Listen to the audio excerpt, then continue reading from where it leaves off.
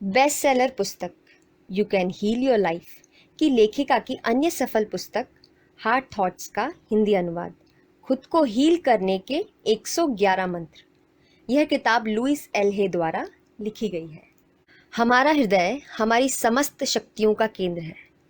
मैं इस निष्कर्ष पर पहुंची हूं कि जब विचार हमारे हृदय की गहराई से आते हैं तो उनसे आसानी से बिना अधिक परिश्रम के परिपक्व सकारात्मक विचार आते हैं। इसलिए अपनी शक्ति को आज ही पहचानें। प्रस्तावना।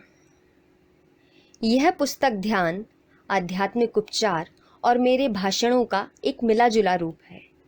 यह हमारे दिन प्रतिदिन के अनुभवों के विभिन्न पहलुओं पर केंद्रित है और इसका उद्देश्य है हमें उस जगह मार्ग दिखाना जहां पर कठिनाई का सामना करना पड़ रहा है।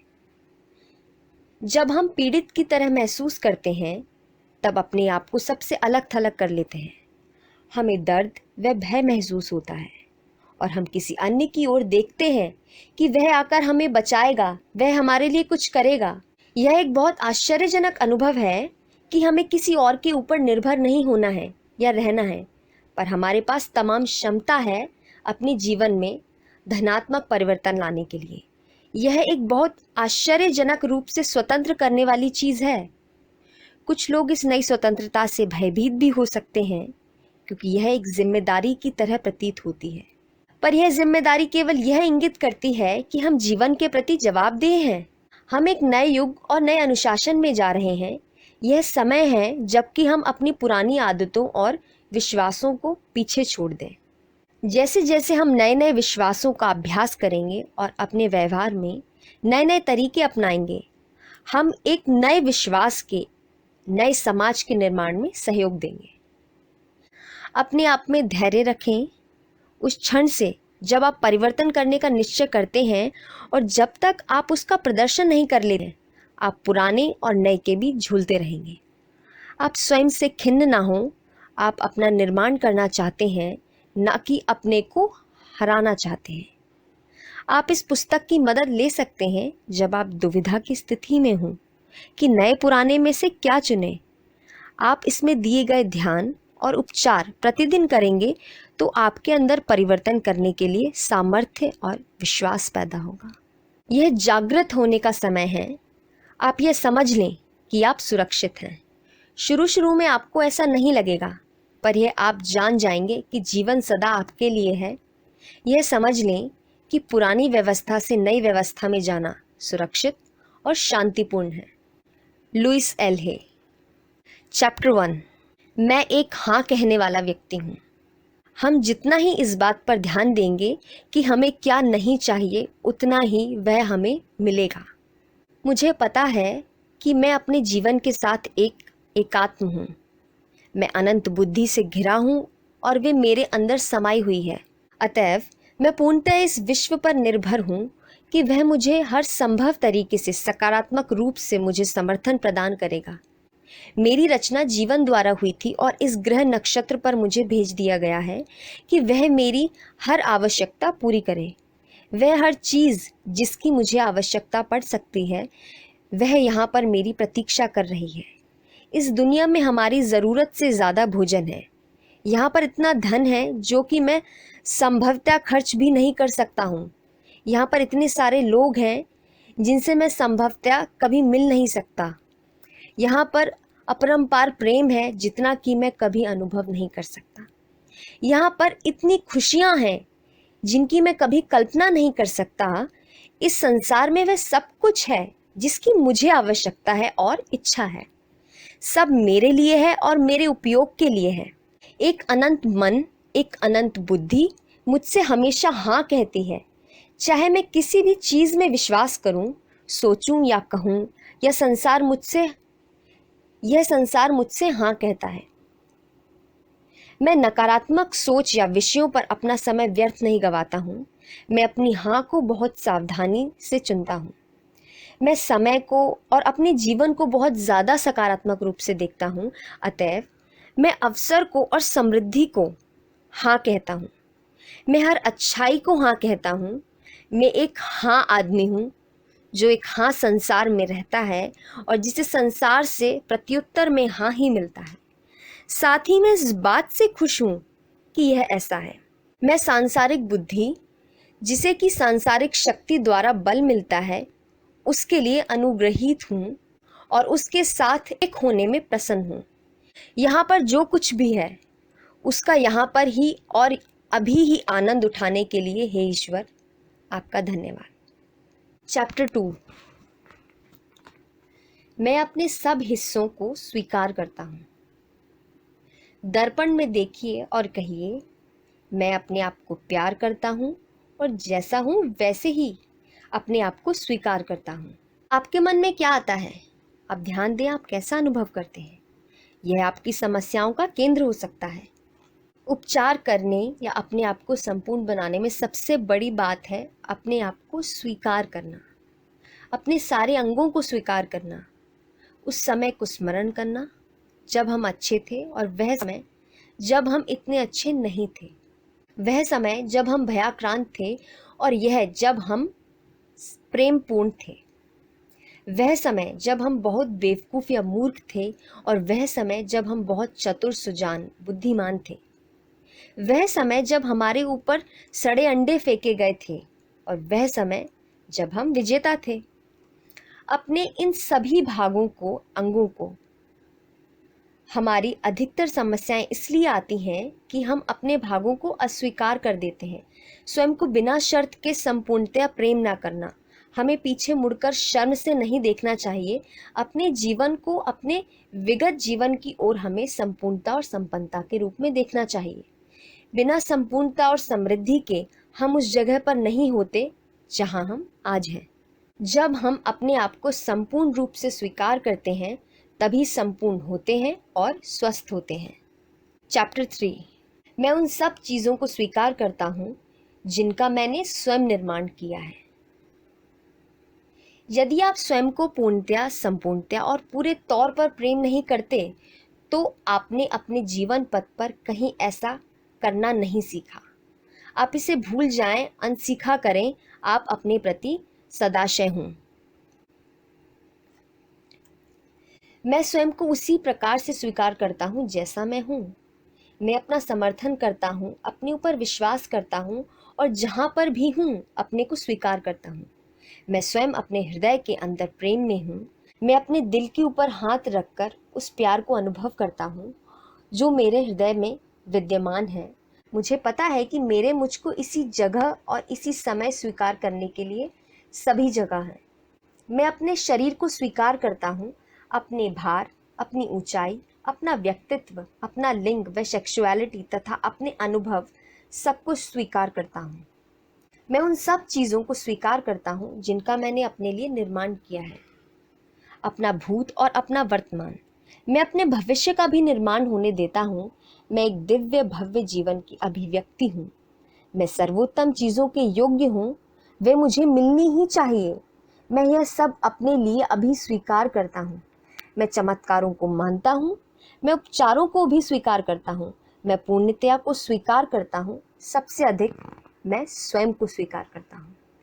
मैं बहुमूल्य हूँ और स्वयं का लुत्फ उठाता हूँ, और ऐसा है भी। चैप्टर 4। मैं स्वयं को सकारात्मक रूप में व्यक्त करता हूँ। हम परिस्थितियों का निर्माण करते हैं और फिर हम अपनी शक्तियों को दे देते हैं तथा दूसरे लोगों पर दोषारोपण करते हैं अपनी निराशाओं के लिए। किसी आदमी की जगह या चीज़ की हमारे ऊपर कोई ताकत या दबाव नहीं है। अपने मस्तिष्क में केवल हम ही विचारक हैं। अमूमन यदि आप किसी दुर्घटना की चपेट में आ जाते हैं और आप ही वह व्यक्ति हैं जिसे चोट लगी है या नुकसान हुआ है, तब आपको बहुत गहरे स्तर पर अपराध बोध होता है और शायद किसी सज़ा की आवश्यकता होती है। आपके अंदर दबी हुई आक्रामकता होती, एक एहसास कि आपको अपने लिए बोलने का कोई अधिकार नहीं है। यदि आप किसी को मारते हैं तो आप किसी दबाए हुए गुस्से से निपटने का प्रयास कर रहे हैं। यह आपके क्रोध को अभिव्यक्त करने का मौका दे रहा है। आपके अंदर बहुत कुछ हो रहा है। एक दुर्घटना के अलावा बहुत कुछ है।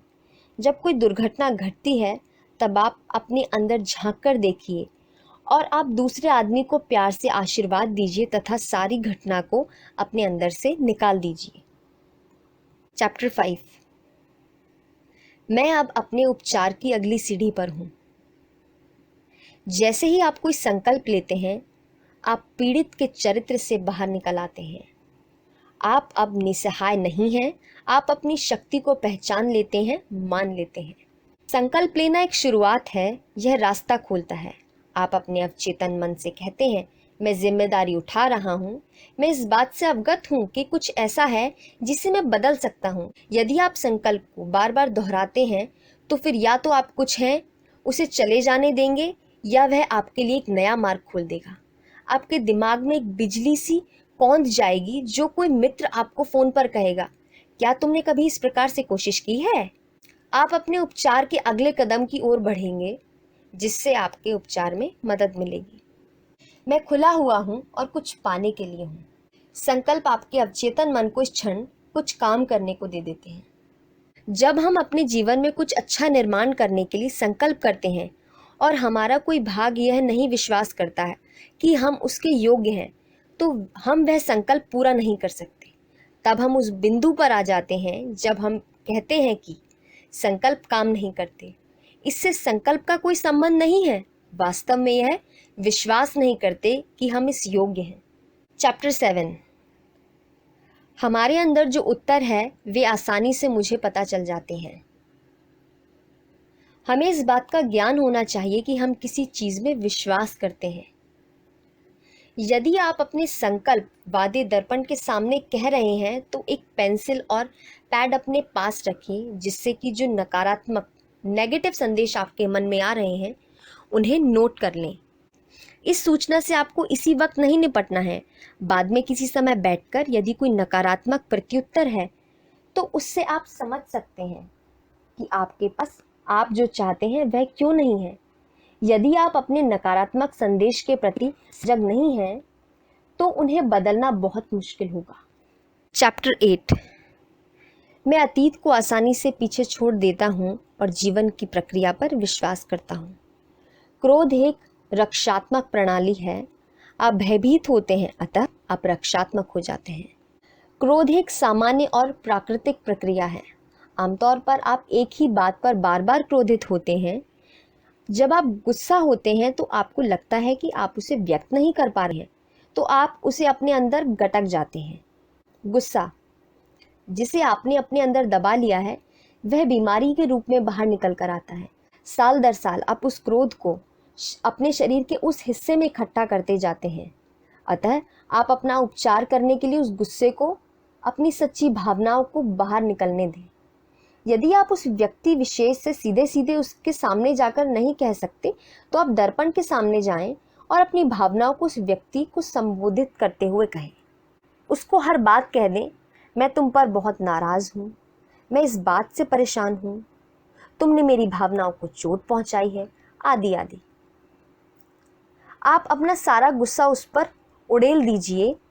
एक गहरी सांस लीजिए, दर्पण में देखिए और पूछिए, इस क्या पैटर्न बना है, क्या मैं इसे बदल सकता हूँ? यदि आप अपने अंदर विश्वास की प्रणाली को बदल सकते हैं जिससे यह व्यवहार बना है, तब आपको कुछ और करने की आवश्यकता नहीं है। चैप्टर 9। मैं अपना व्यक्ति होने के लिए स्वतंत्र हूँ। एक सबसे खराब चीज़ जो हम कर सकते हैं वह है अपने आप पर क्रोध करना। क्रोध हमको अपने पैटर्न, तौर तरीकों में और अच्छी तरह जकड़ लेता है। अपने क्रोध को निगल मत लीजिए और उसको अपने शरीर में स्थापित मत होने दीजिए।